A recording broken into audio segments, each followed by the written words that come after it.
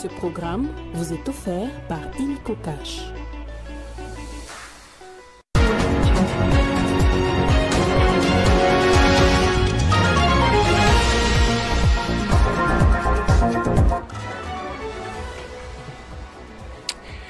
C'est la journée du travail ce jeudi, jour férié en République démocratique du Congo. Pas de célébration cependant en raison de la guerre d'agression. Les travailleurs sont appelés à se montrer solidaires aux victimes de la crise sécuritaire dans l'est du pays. Et en politique, Joseph Kabila, Martin Fayulu, Moïse Katumbi et Delis Esanga ont signé une déclaration commune sur la situation dans l'est du pays.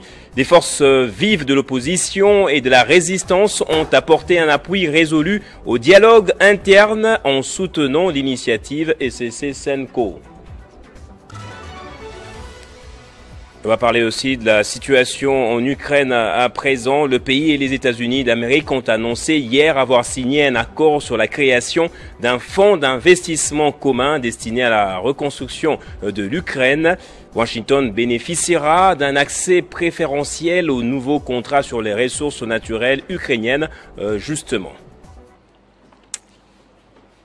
Bonjour à tous et bienvenue dans ce journal. Les forces vives politiques, membres de l'opposition et de la résistance congolaise, dont notamment Joseph Kabila, ont haussé le ton face à la crise politique et sécuritaire qui sévit en RDC. Les signataires de cette déclaration commune que vous allez voir ont appelé à un dialogue interne en soutenant l'initiative menée par l'ECC et la Senko avant de mettre en garde le pouvoir en place contre la mauvaise gouvernance et l'exploitation illicite des minerais de la RDC. Cette déclaration commune qui intervient à la veille du sommet prévu à Washington entre la République démocratique du Congo et le Rwanda est présentée au nom des forces politiques, membres de l'opposition et de la résistance congolaise. Dans un message d'au moins 3 pages, le parti SID Ensemble pour la République envole les fronts communs pour les Congo ont noté avec satisfaction la réaffirmation dans la déclaration des principes de Washington du 24 avril 2025 du respect de la souveraineté et de l'intégrité territoriale de chaque État, du respect des frontières territoriales établi conformément à la Charte des Nations Unies et de l'Union africaine, ainsi que de l'engagement par les signataires à la non-agression et à la non-ingérence dans les affaires intérieures de l'autre partie. Selon eux, l'intégration économique sous-régionale doit s'opérer dans le respect tant de la souveraineté permanente de chaque pays sur ses richesses et ses ressources naturelles que de la sauvegarde des intérêts économiques respectifs dans le développement et l'organisation des chaînes des valeurs et d'approvisionnement. Entre les lignes, les signataires exigent le retrait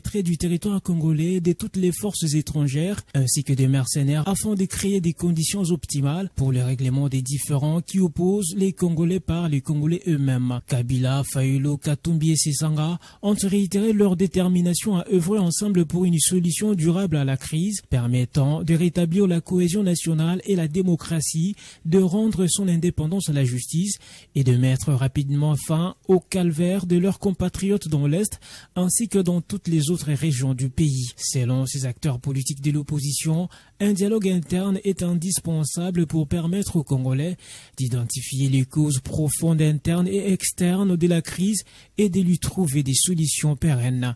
Ils réaffirment cependant leur soutien à l'initiative conjointe Senko-ECC. De l'actualité également, le représentant de l'Union européenne pour la région des Grands Lacs, Johan Borgstam, est arrivé hier à Kinshasa après 48 heures passées à Brazzaville. Ce matin, il était face à la presse pour faire le point sur sa énième visite en RDC. Aide humanitaire, processus de paix, dialogue interne et crise politique. Tous les sujets ont été évoqués avec les journalistes. L'Union européenne a déjà acheminé à ce jour plus de 200 tonnes d'aide humanitaire à Goma. C'est sa 5e visite en RDC depuis sa nomination en juillet 2024. Le représentant spécial de l'Union européenne pour la région a devant la presse réaffirmé le soutien de l'Union européenne aux initiatives de médiation en cours en vue d'une paix juste et équitable dans l'est de la RDC et dans l'ensemble de la région. Mettre des solutions européennes sur la table, une partie importante de ce que je fais, c'est de présenter la volonté de l'Union européenne au gouvernement dans la région en disant que nous sommes ici pour vous soutenir, mais c'est à vous de bien définir, bien établir les structures. Ça, c'est pas à nous à faire. Mais nous voulons assister ce que la région établi, mais en cours. John Borstam a cependant défendu une régionalisation des processus de paix, alors que se poursuivent les négociations à la fois à Doha, au Qatar, et à Washington, aux États-Unis. L'ambassadeur européen soutient la consolidation des processus menés par la SADC et l'EAC. De trouver des solutions consensuelles où tout le monde, surtout les personnes non armées, puissent être intégrées. Le respect aussi de l'ordre constitutionnel au Congo, c'est un grand atout de votre pays, même par rapport à d'autres pays. Et sur cette base, c'est construit un meilleur avenir pour vous tous. L'ambassadeur John Borstam a aussi abordé la situation humanitaire. L'Union européenne a déjà acheminé à Goma de l'aide humanitaire à hauteur d'1 million d'euros à travers un pont humanitaire qui est passé par Nairobi puis le Rwanda. Cette aide, de plus de 100 tonnes seulement, est composée essentiellement du matériel de logement et des médicaments. Plus de 40 personnalités publiques de la RDC, dont le prix Nobel de la paix Denis Mukwege, fustigent la tournure prise par les discussions diplomatiques en cours autour de la crise dans l'Est de la RDC. Ces dernières mettent en garde contre ce qu'elles perçoivent comme un esprit transactionnel dominé par les intérêts étrangers. Les signataires de la déclaration et de la lettre ouverte plutôt s'inquiètent d'une menace existentielle pesant sur la RDC. Ils l'ont fait savoir justement très récemment au chef de l'État Félix Tshisekedi. Les signataires de cette lettre ont manifesté leur inquiétude d'une menace existentielle qui guette la République démocratique du Congo dans sa partie Est après la signature de la déclaration des principes entre le gouvernement congolais et rwandais. D'abord, ils dénoncent l'occupation des territoires congolais par le Rwanda à travers leur supplétif de l'AFC M23. Par la même occasion, ils ont mis en garde contre tout ce qu'ils perçoivent comme un esprit transactionnel dominé par les intérêts étrangers, notamment américains, alors que le président de la République, Félix Tshisekedi, est annoncé ce jeudi à Washington pour conclure l'accord entre les deux pays. Pour eux, cette déclaration des principes, signée le 25 avril à Washington sous la médiation américaine, suscite leur défiance.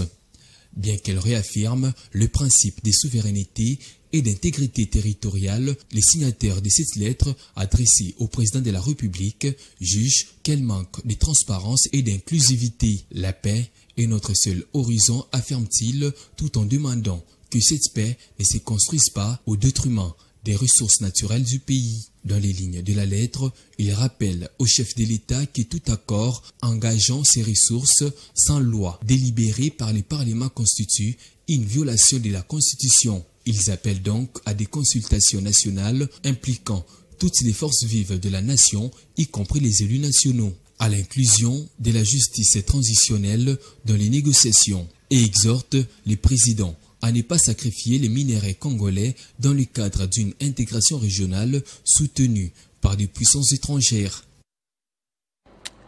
Et le monde célèbre ce 1er mai la journée internationale du travail en République démocratique du Congo. Si la date est reconnue comme jour chômé et payé, les travailleurs n'ont toujours pas la tête à la fête, suite notamment à la dégradation de leurs conditions d'exercice.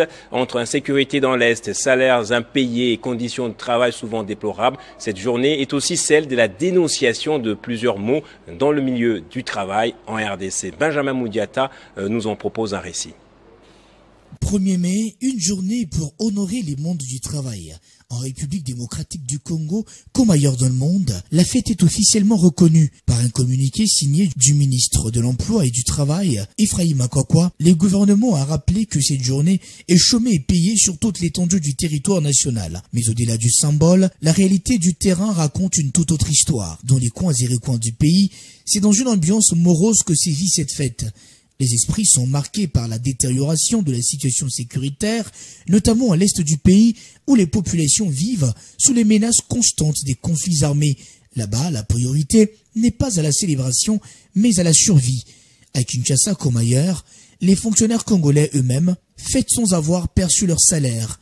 Une situation que beaucoup dénoncent, estimant qu'il est inacceptable de célébrer le travail alors que les travailleurs sont encore privés de leurs dus. Et ce n'est pas tout. Plusieurs voix se lèvent à travers le pays pour pointer du doigt des pratiques toujours aussi alarmantes dans le monde professionnel. Le travail des enfants d'abord. Il suffit d'arpenter les rues de Kinshasa ou de certaines villes de province pour constater la banalisation de petits commerces tenus par les enfants, souvent livrés à eux-mêmes.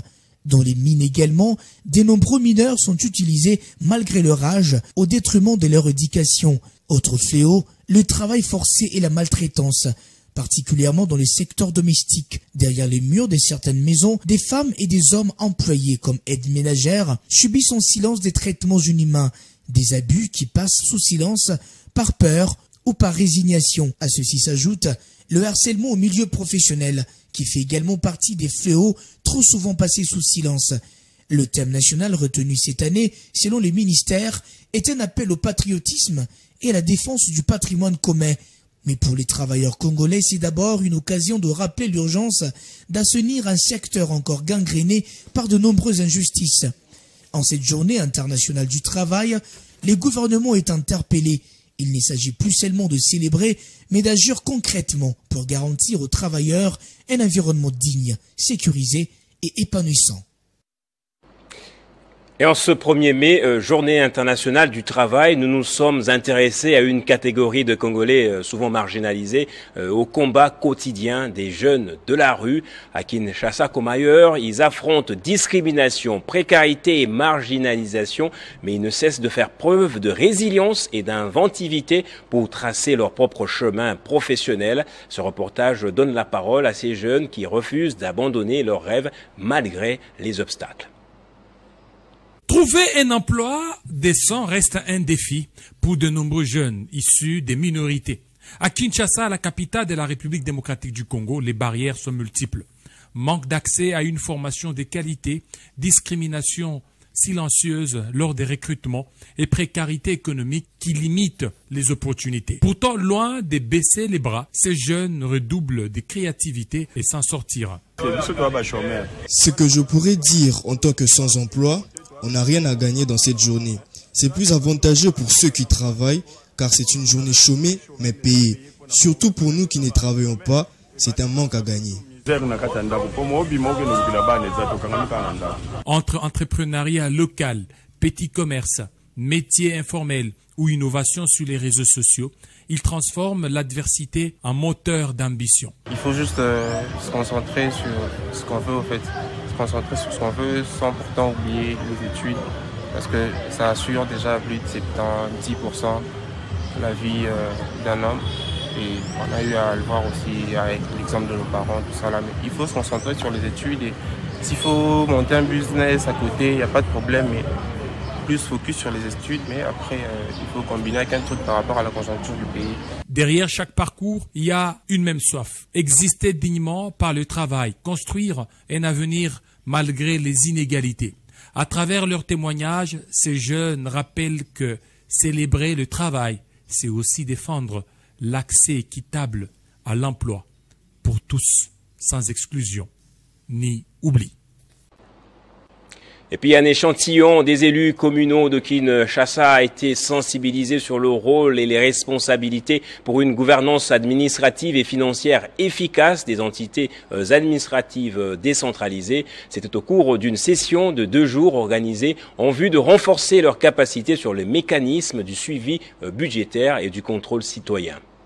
Pour la première fois, le 20 décembre 2023, la République démocratique du Congo avait organisé les élections générales ouvrant la porte à un nouveau mode de gestion des affaires publiques de l'État, à savoir la démocratie politique, économique, sociale et culturelle, considérée comme le fondement d'un État de droit. Cependant, la gestion des entités territoriales décentralisées a depuis lors été entravée par un certain nombre de contraintes qui minimisent l'action publique au niveau local. Cette session de 2 jours organisée par la plateforme des ONG de la société civile Agir pour des élections transparentes et apaisées a été à outiller les élus communaux sur leur rôle et responsabilités. Parce que la décentralisation étant constitutionnelle dans notre pays, devient un processus de décentralisation. Et ce processus de décentralisation, pour avoir des ramifications, pour avoir un gouvernement fort, pour avoir des institutions fortes, il faut passer de la base. Et de la base, c'est au niveau des entités territoriales décentralisées,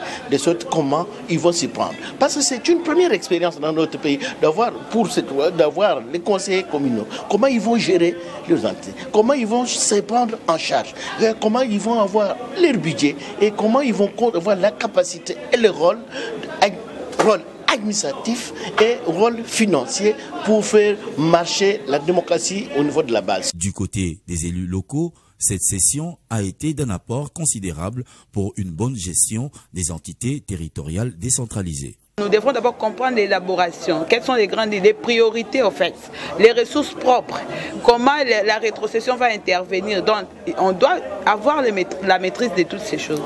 Les lois de libre administration, si appliquées selon la Constitution, permettront le développement effectif des entités territoriales décentralisées adaptées aux conditions et aux nécessités de la population au niveau local. C'est la semaine de la vaccination en RDC. On parle donc santé à présent. Si les efforts ont permis de vacciner de millions d'enfants aujourd'hui, il existe cependant des coins et des personnes non encore couverts par les différentes campagnes. Le ministre de la Santé a annoncé à cette occasion le lancement du plan Machako 3.0 pour consolider notre système de santé. On l'écoute. Chers compatriotes, près de la moitié des décès d'enfants de moins de 5 ans sont causés par des maladies pourtant évitables. Et 41% de ces décès surviennent en Afrique subsaharienne. Cette situation est non seulement dramatique, mais aussi inacceptable. C'est pour cette raison que depuis 15 ans, tous les pays africains se mobilisent lors de la Semaine africaine de la vaccination pour sensibiliser, informer et mobiliser les populations, les décideurs, les scientifiques, ainsi que l'ensemble des acteurs sociaux et communautaires sur l'importance de la prévention à travers la vaccination, qui est l'une des solutions vitales pour protéger la vie humaine et en particulier celle de nos enfants. Notre pays, la République démocratique du Congo, figure parmi les plus touchés par des maladies telles que la poliomyélite, la rougeole, la fièvre jaune, le paludisme et plus récemment le intox, mais aussi parmi ceux ayant le plus grand nombre d'enfants non vaccinés ou sous-vaccinés. Nous sommes fiers de vous dire que nous œuvrons pour qu'aucun enfant ne soit laissé pour compte, quel que soit l'endroit où il vit. C'est pourquoi le plan Machako 3.0 a été mis en place pour renforcer nos capacités à mieux protéger la santé de nos enfants et de nos familles, mais aussi à consolider notre système de santé en garantissant un accès équitable à la vaccination pour tous. L'actualité en Afrique et dans le monde à présent, au Gabon d'abord. Le Gabon a annoncé la levée des sanctions de l'Union africaine annoncée par le Conseil de paix et de sécurité de l'organisation le 30 avril dernier. Cette décision fait suite au coup d'État d'août 2023 qui a renversé le régime d'Ali Bongo Ondimba, alors que le nouveau président Brice Clotaire Nguema s'apprête à prêter serment le 3 mai. Cette mesure marque un tournant significatif pour la stabilité politique du pays. Les États-Unis et l'Ukraine ont conclu un accord portant sur la création d'un fonds d'investissement destiné à soutenir la reconstruction du pays ravagé par plus de 2 ans de guerre avec la Russie. Cette initiative vise à mobiliser des capitaux publics et privés pour rebâtir les infrastructures essentielles et relancer l'économie ukrainienne. Les États-Unis et l'Ukraine ont franchi un nouveau cap dans leur coopération économique. Lors d'une cérémonie tenue mercredi dans la capitale américaine, un accord de grande ampleur a été signé entre les deux pays, mettant en place un fonds d'investissement destiné à la reconstruction de l'Ukraine, ravagée par 3 années de guerre depuis l'invasion russe en 2022. Porté par l'administration de Donald Trump, ces partenariats prévoient non seulement un soutien financier important à la reconstruction des infrastructures ukrainiennes, mais accorde également aux entreprises américaines un accès privilégié aux ressources naturelles du pays. Il s'agirait notamment de secteurs clés comme l'énergie, le métaux rare et l'agriculture. Cet accord économique s'inscrit dans un contexte diplomatique intense, alors que de nombreuses négociations internationales sont en cours pour tenter de parvenir à une résolution durable du conflit russo-ukrainien. Si certains y voient une avancée pragmatique vers la stabilisation de la région, d'autres voix s'élèvent pour dénoncer une forme de mainmise économique sur un pays en guerre. Du côté ukrainien, cet engagement est perçu comme un signe fort du soutien américain à la fois politique et économique. Reste à savoir comment cet accord sera mis en œuvre concrètement et quelle influence il y aura sur les équilibres géopolitiques en Europe de l'Est. Et c'était une bataille de titans. C'est le sport à présent. Hier, entre le FC Barcelone et l'Inter Milan en marge de demi-finale aller de la Ligue des Champions. Les deux équipes se sont quittées dos à dos au terme d'un match alléchant. Tout au long de ce match, le FC Barcelone n'a fait que courir derrière le score. Les temps forts de ce match à retrouver dans ce récit de Christian Bokaya, rendu par Moïse Chiamala. Les deux équipes ont proposé aux amoureux du ballon rond un spectacle d'anthologie digne d'un match dédié. Et un mot en culture pour terminer ce journal. Le Centre culturel et artistique pour les pays de l'Afrique centrale va accueillir ce samedi un concert de l'orchestre symphonique kimbanguiste. Cette production axée sur des œuvres africaines aura le privilège de célébrer le combat du prophète Simon Kimbangu et de la conscience africaine. Bob Ambongo a été dans les coulisses des préparatifs. Dans cette prestigieuse salle de répétition du Conservatoire de musique Joseph Diangenda, les musiciens de l'orchestre symphonique kimbanguiste, sous la direction du maestro Armand Diangenda, peaufinent les derniers détails pour une bonne prestation. Baguette à la main, donnant le tempo, la mesure et orientant les attaques, il conduit l'exécution d'une des œuvres musicales qui seront présentées au grand public.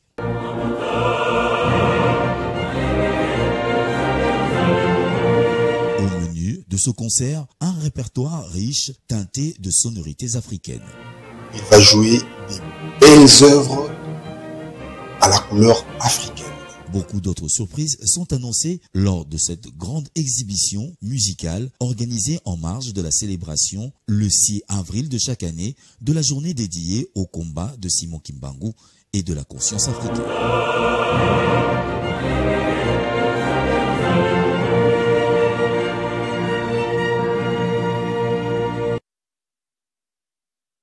Ainsi qu'on va passer au rappel des titres de ce journal. C'est la journée internationale du travail aujourd'hui, jour férié en RDC, pas de célébration cependant. En raison de la guerre d'agression, les travailleurs sont appelés à se montrer solidaires aux victimes de la guerre dans l'est du pays. Et en politique, Joseph Kabila, Martin Fayulu, Moïse Katumbi et Délicé Sanga ont signé une déclaration commune sur la situation dans l'est du pays. Les forces de l'opposition et de la résistance ont apporté un appui résolu au dialogue interne en soutenant l'initiative SSC-Senko. Et dans le monde, l'Ukraine et les États-Unis d'Amérique ont annoncé mercredi avoir signé un accord sur la création d'un fonds d'investissement commun destiné à la reconstruction de l'Ukraine. Washington bénéficiera d'un accès préférentiel aux nouveaux contrats sur les ressources naturelles ukrainiennes. On va passer à présent à la lecture des journaux Paris ce jour avec Moïse Chiamala, restez avec nous.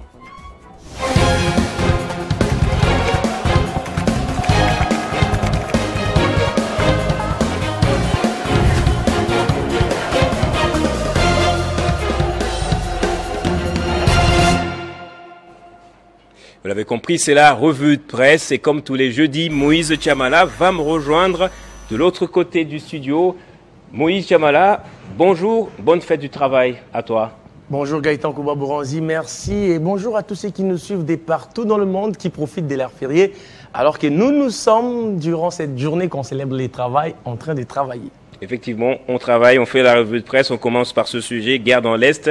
Kabila, Fayulu, Katumbi, Sanga appellent au dialogue interne. Exactement, Gaëtan Kouba-Bouranzi, c'est un communiqué que personne n'a vu venir, mais grâce, je dirais, au Seigneur ou le génie des politiques a vu les jours. Gaëtan Kouba-Bouranzi, on commence avec cette une du média en ligne 7sur7.cd qui écrit RDC, Kabila, Katumbi, Fayulu et Sesanga réaffirment leur soutien à l'initiative conjointe Cinco et CC. Gaëtan Kouba-Bouranzi, dans une déclaration conjointe dont la copie a été rendue publique par les médias en ligne 7sur7, c'est jeudi 1er mai, les forces politiques de l'opposition saluent les initiatives des paix en République démocratique du Congo, notamment celles des Doha, des Washington, de l'Union africaine ainsi que de la conférence épiscopale nationale du Congo et de l'Église du Christ au Congo. Cependant, les leaders de l'opposition, dont Joseph Kabila, Moïse Katumbi, Martin Fayulu et Denis Sesanga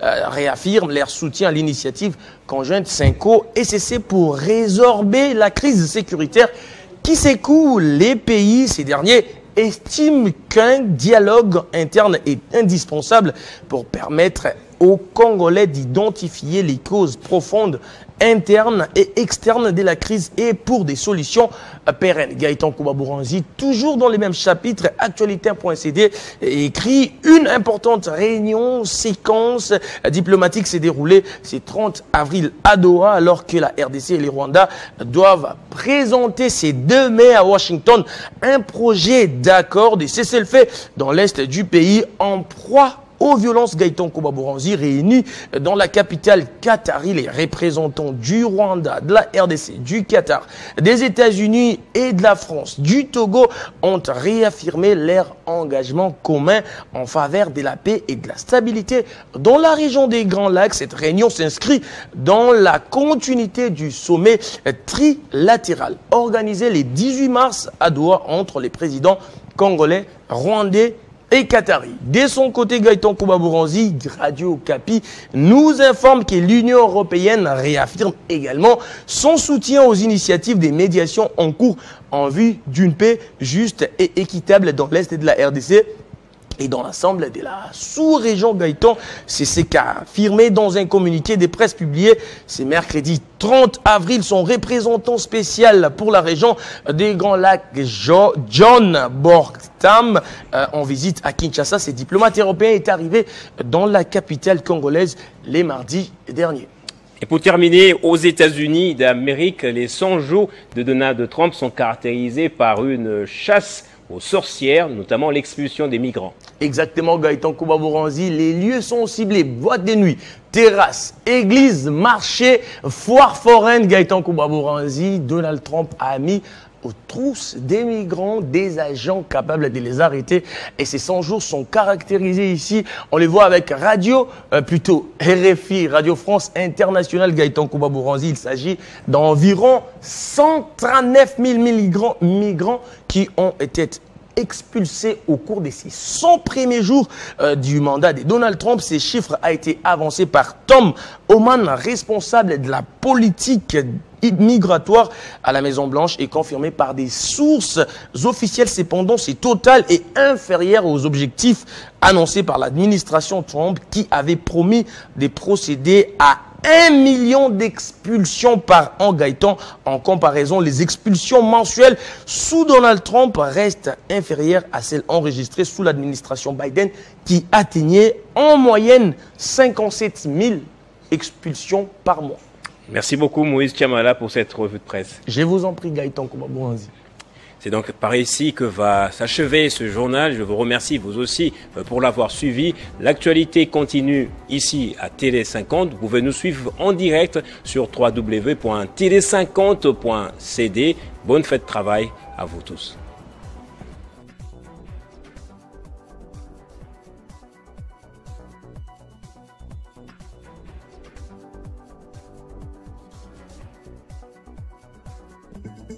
Retrouvez toute l'actualité en continu sur www.tele50.cd.